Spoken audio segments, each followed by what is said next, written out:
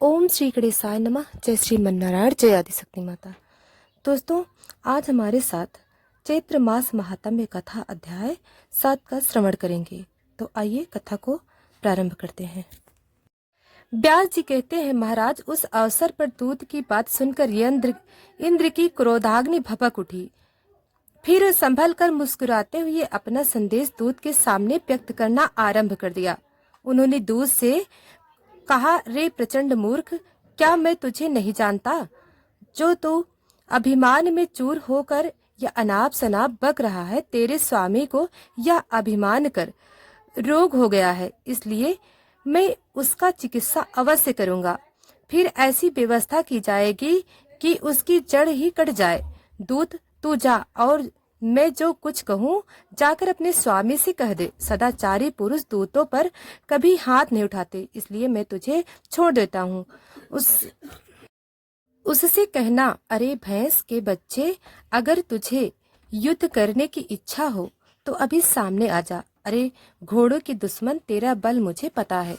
तेरी जड़ आकृति है घास खाकर तो तू रहता है। तेरे सिंहों का मैं शूद्र धनुष बनाऊंगा। तेरे सिंहों में मैं कुछ बल जरूर है और मैं जानता हूँ, इसी कारण से तुझे अभिमान हो गया है। मैं तेरे उन दोनों सिंगों वाल तुझसे छीन लूंगा, जिस कारण पूरा अभिमानी बन बैठा है। सींग से मारने में ही तू कुशल है, ना कि मोर्चे पर हथियार चलाने में। व्यास जी कहते हैं, इस प्रकार देवराज इंद्र के कहने पर वह दूत तुरंत ही वहां से चल दिया और वह महा अभिमानी महिषासुर के पास गया। प्रणाम करके उससे कहने लगा, राजन, देवराज इंद्र पूर्ण स्वतंत्र है। उसके पास देवताओं की विशाल सेना है। खुद को वह महान बलशाली समझता है। आपको तो वह कुछ भी नहीं गिनता। उस मूर्ख की कही बातों में किस प्रकार बदल कर आपसे कहूँ, क्योंकि एक सेवक का कर्तव्य होता है कि वह स्वामी के सामने सत्य कहे। महाराज, कल्याणकामी दूत को चाहिए कि स्वामी के मुख पर सत्य और प्रेम बोले, परंतु मैं अगर केवल प्रिय ही बोलता हूँ तो वह असत्य होने से आपका कार्य सिद्ध होने में बाधा पड़ेगी। और कल्याणकामी दूत को कभी कठोर वचन भी नहीं करनी चाहिए, इसलिए मैं वैसी भी बात नहीं कर सकता। प्रभु, आप ठीक ही हैं। शत्रु के मुख से तो विस्तूल्य वचन ही निकलते हैं, पर वैसी बातें सेवक के मुख से भला कैसे निकल सकती हैं? राजन, इस समय इंद्र ने जिस प्रकार के घृणित वचन कहे हैं, वैसे वचन मेरी जीभ से कभी नहीं निकल सकते। व्यास जी कहते हैं, दूत की बात में रहस्य छुपा हुआ था। उसे सुनकर महर्षि का सर्वांग अत्यंत क्रोध से तमतमा उठा। उसकी आंखें लाल हो गईं। वह दैत्य को बुलाकर उनसे कहने लगा, महाभाग्य, वह देवराज युद्ध करना चाहता है। तुम लोग भली भांति बल प्रयोग करके उस नीच शत्रु को परास्त कर दो। मेरे सामने तुम्हारा कौन सूरवीर कहला सकता है? इंद्र जैसे करोड़ों वीर हों तब भी मुझे कोई फर्क नहीं पड़ता। फिर इस अकेले इंद्र से मुझसे क्या डर है? आज मैं इस किसी भी प्रकार जीवित नहीं छोड़ूंगा। जो शांत रहते हैं उसे भी उसके प्रति वह सूरवीर कहलाता है। छड़काएं तपस्वी लोग ही उसे अधिक बलवान मानते हैं। अप्सराएं उसकी सहायिका हैं। उन्हीं का बल पाकर वह नीच सदा तपस्या में विघटित करता रहता है। अवसर पाकर प्रहार कर देना उसका स्वभाव बन गया है, और वह तो बड़ा ही विश्वासघाती है। यह वही छली इंद्र है जिसने नमु को मार डाला था। पहले तो नमु के साथ विवाद छिड़ जाने पर भयभीत होकर संधि करने में राजी हो गया। उसने तरह तरह की प्रतिज्ञाएं कर ली। बाद में कपट करके उसे ही मार डाला। और वह जालसाज विष्णु, वह तो कपट शास्त्र का पारंगत विद्वान ही है। जब इच्छा होती है तरह तरह के रूप धारण कर लेता है। बल भी है और दंभ करने की सारी कलाएं भी। उसे पता है, दानव जिसने सुअर का रूप धारण करके हिरण्याक्ष को तथा नरसिंह का वेश बनाकर हिरण्यकश्यप को मार डाला, उस विष्णु की भी मैं अधीनता कभी स्वीकार नहीं कर सकता। मुझे तो विश्वास ही नहीं होता कि देवताओं में भी कोई है जो मेरे सामने ठहर सके। विष्णु अथवा महान बलशाली इंद्र मेरा भला क्या कर सकेंगे? मैं युद्ध में खड़ा हो जाऊंगा, तब शंकर भी मेरा सामना करने में समर्थ नहीं हो सकेंगे। और इंद्र को हराकर मैं तो स्वर्ग छीन ही लूंगा। वरुण, यमराज, कुबेर, अग्नि, चंद्रमा और सूर्य से सभी मुझसे परास्त हो जाएंगे। इसलिए हम सब दानव ही यज्ञ में भाग पाएंगे। हमें सोम रस पीने का अधिकतर अधिकार प्राप्त हो जाएगा। देवताओं के समाज को कुचल कर मैं दानवों के साथ सुखपूर्वक विचर। दानवों, मुझे तो अब ब्रह्मा जी से वर भी मिल चुका है, इसलिए देवताओं से मैं बिल्कुल नहीं डरता। पुरुष मात्र मुझे मारने में असमर्थ है, फिर स्त्री बेचारी क्या कर सकेगी? शीघ्रगामी दूतों, तुम्हारा परम कर्तव्य है पाताल और पर्वत आदि विचित्र स्थानों में प्रधान प्रधान दानवों को बुला लाओ और उन्हें मेरी सेना का अध्यक्ष बना दो। दानव संपूर्ण देवताओं को जीतने के लिए मैं अकेला ही पर्याप्त हूँ। फिर भी इस देवासुर संग्राम में आप सबका भी गौरव बढ़ जाए, इसलिए मैं आप सभी लोगों को भी सम्मिलित करता हूँ। निश्चय ही मैं सिंगों और खुरों से देवताओं का प्राण हर लूंगा। वरदान की प्रभाव से मुझे देवताओं का रति भर भी भय नहीं है। देवताओं, दानव और मनुष्यों की से अवध होने का वरदान मुझे प्राप्त है। इसलिए आज आप लोग स्वर्ग लोक पर विजय प्राप्त करने के लिए तैयार हो जाओ। दैत्यों, स्वर्ग पर अधिकार प्राप्त करके मैं नंदन वन में विहार करूंगा। मेरे इस प्रयास से तुम्हें भी पारिजात के फूल सूंघने को मिलेंगे। देवांग नाए तुम्हारी सेवा करेंगी। कामधेनु गौ का दूध पीने को मिलेगा। अमृत पीकर तुम लोग भी आनंद का अनुभव करोगे। दिव्य गंधर्व नाच और गाकर तुम्हारे मन को प्रसन्न करेंगे। उर्वशी, मेनका भी, घृताची, तिलोत्तमा, महासेना, मधुकटा, यह अप्सराएं सभी नाचने और गाने में परम प्रवीण है। वे अनेक प्रकार की मदिरा हो का सेवन करके तुम सब लोगों का के मन को अत्यंत प्रसन्न करेंगी। इसलिए देवताओं के साथ संग्राम करने के लिए स्वर्गलोक में चलना सबको सम्मत हो तो आज ही सभी तैयार हो जाओ। पहले मांगलिक कृत्य कर लेने चाहिए। सबकी सुरक्षा के लिए अपने परम गुरु मुनीश्वर शुक्राचार्य जी को बुलाकर भली भांति उनका स्वागत करें और उन्हें यज्ञ में नियुक्त कर दें। व्यास जी कहते हैं, राजन, महिषासुर की बुद्धि सदा पाप कर्म में लीन रहती थी। दैत्यों को ऐसा आदेश देकर वह तो तुरंत अपने महल में चला गया।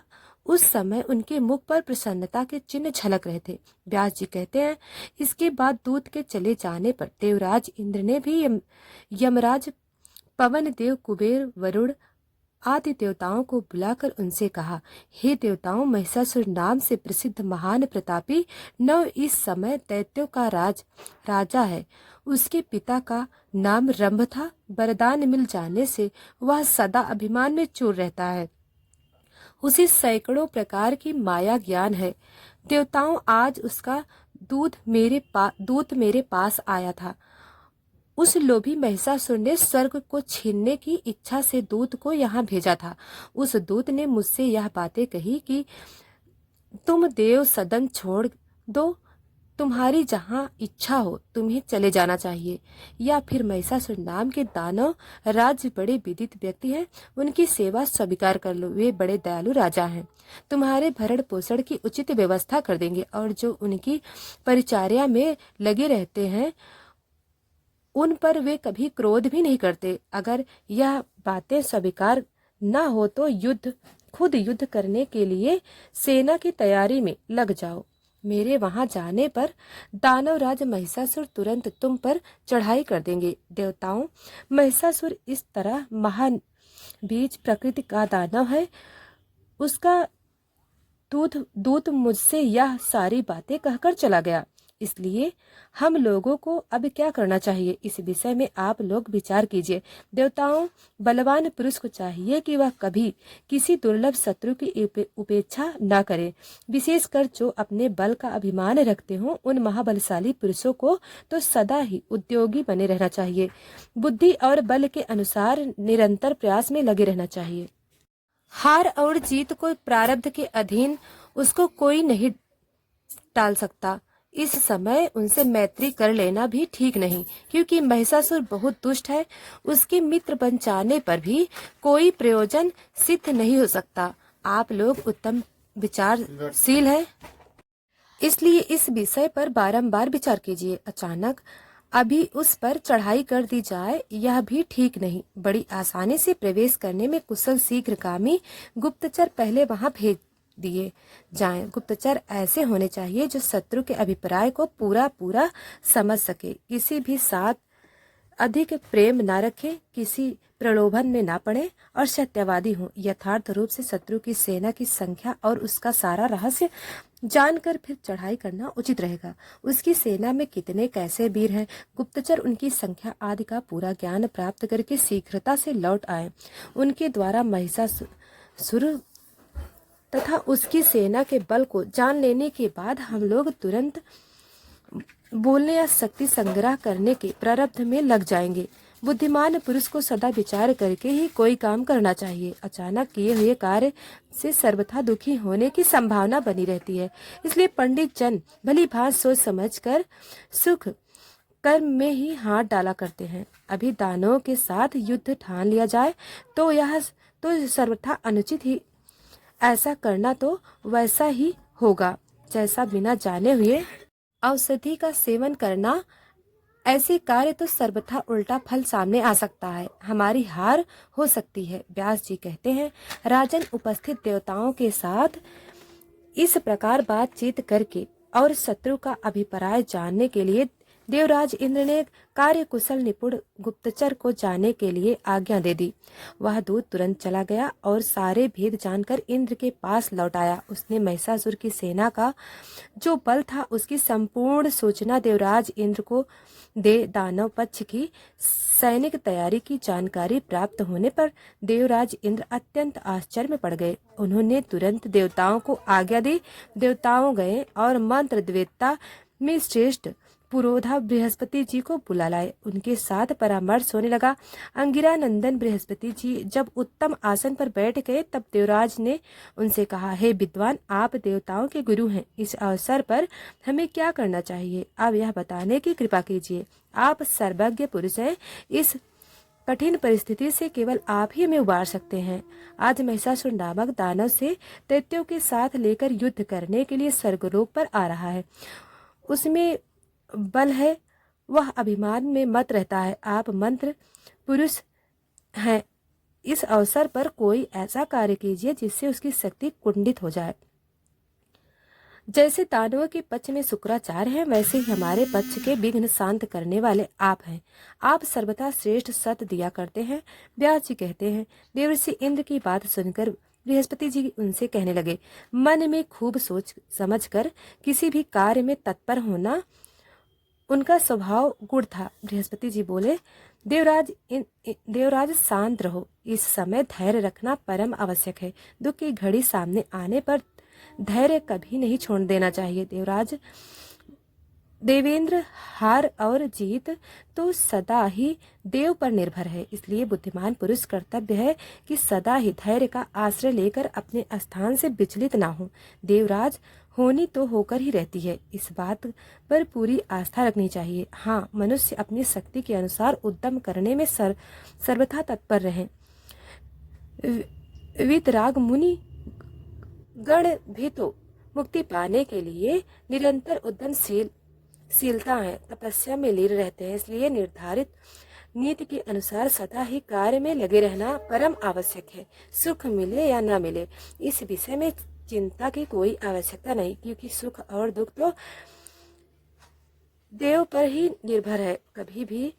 कभी कभी बिना पुरुषार्थ किए भी किसी कार्य में सफलता मिल जाती है, किंतु उस बात को लक्ष्य करके अंधे और पंगु की तरह आक्रमण होकर पड़े रहना अर्थात बिना कर्म किए पड़े रहना बिल्कुल भी उचित नहीं है। हाँ, अगर पुरुषार्थ करने पर सिद्धि ना मिल सके तो इसमें वह बिल्कुल निर्दोष है। व्यास जी कहते हैं, देव गुरु बृहस्पति का कथन सुनकर देवराज इंद्र ने उनसे फिर कहा कि मैं महिषासुर को मारने के लिए युद्ध की तैयारी अवश्य करूंगा, क्योंकि निर्धन हो जाने पर राज्य सुख और यश इनका मिलना असंभव है। मुनिवर प्रयास करने से ही मेरे द्वारा वृत्तासुर और नमोजी काल के ग्रास बनाए गए। इसी प्रकार मैं इस महिषासुर को भी मार डालूंगा। आप देव गुरु बृहस्पति का तथा श्रेष्ठ आयुध वज्र का बल मुझे प्राप्त है। भगवान विष्णु तथा उमापति शंकर जी भी अवश्य मेरी सहायता करेंगे। मुनिवर, सम्मान प्रदान करना और दूसरे का कार्य साधना आपका स्वभाव ही है। मैं सैनिकों को लेकर महिषासुर पर चढ़ाई करने के लिए बिल्कुल तैयार हूँ। आप मेरे कल्याण के लिए रचो घना तो तुम्हें जाने की प्रेरणा दे ही सकता हूँ, ना ही रोक सकता हूँ, क्योंकि युद्ध करने वाले की हार और जीत बिल्कुल अनिश्चित रहती है। सच्ची पते होनहार के विषय में तुम्हारा किंचित मात्र भी दोष नहीं है। सुख या दुख पहले ही निश्चित हो चुके हैं, इसलिए इनका सामना आ जाना अनिवार्य है। फिर भी बुद्धिमान पुरुषों को निरंतर यत्नशील बने रहना चाहिए। कार्य सिद्ध होना या न होना तो सदा देव के अधीन है। व्यास जी कहते हैं, सचिपति इंद्र बृहस्पति जी के सार गर्भित सत्य वचन सुनकर ब्रह्मा जी की शरण में गए और उन्हें प्रणाम करके बोले, पितामह, आप संपूर्ण देवताओं के अध्यक्ष हैं। इस समय महिषासुर नामक दैत्य स्वर्ग पर आक्रमण प्राप्त करने के लिए अपने सैनिक बल का विपुल संग्रह करने के लिए अथक प्रयास कर रहा है। अन्य जितने भी दानव हैं, सब के सब महिषासुर की सेना में शामिल हो गए हैं। वे सभी युद्ध करने के लिए तत्पर महान पराक्रमी और युद्ध की कला के विशेषज्ञ हैं। महाप्रज्ञ महिषासुर के भय से अत्यंत घबराकर अब मैं आपकी शरण में आया हूँ। आपसे तो कोई भी बात छुपी नहीं है, इसलिए आप मेरी सहायता करने की कृपा कीजिए।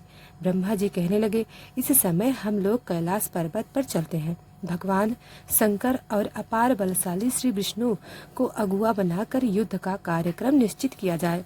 सभी देवताओं के साथ बैठकर देश काल के संबंध में भली भांति विचार करके फिर युद्ध करना उचित रहेगा। मूर्खतावश बलाबल का विचार किए बिना ही साहसा कार्य करने वाले मनुष्य का पतन हो जाता है।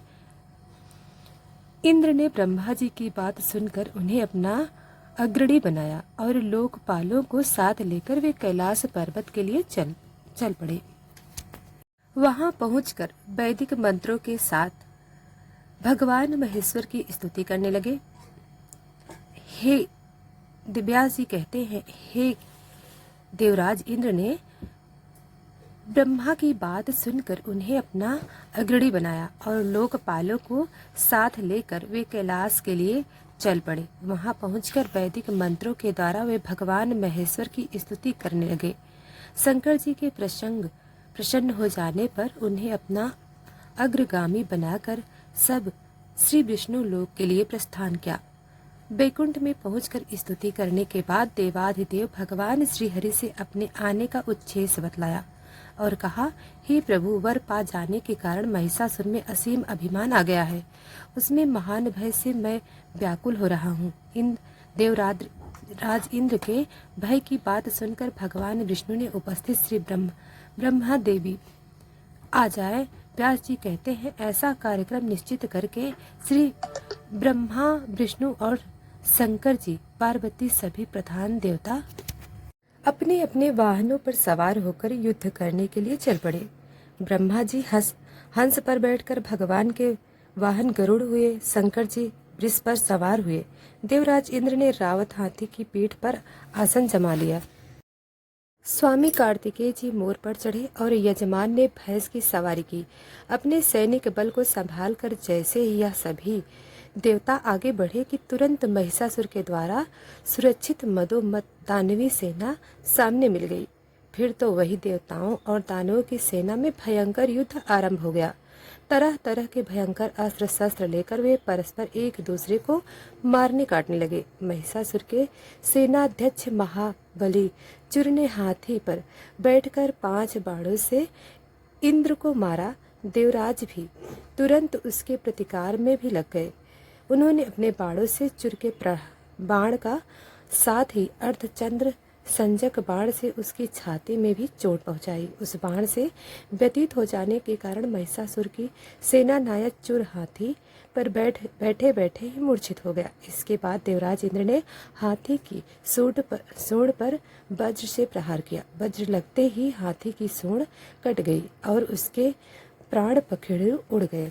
उसकी सेना में भगदड़ मच गई। यह देखकर दानव राज महिषासुर क्रोध से तमतमा उठा। उसने बिडाल नामक पराक्रमी दानव से कहा, महाबाहु, तुम बड़े सूरवीर हो। इंद्र को अपने बल का अभिमान हो गया है। तुम जाओ और उसे परास्त कर दो। वरुण प्रवृत्ति अन्य जितने भी देवता हैं उन्हें मार कर मेरे पास लौट कर आना।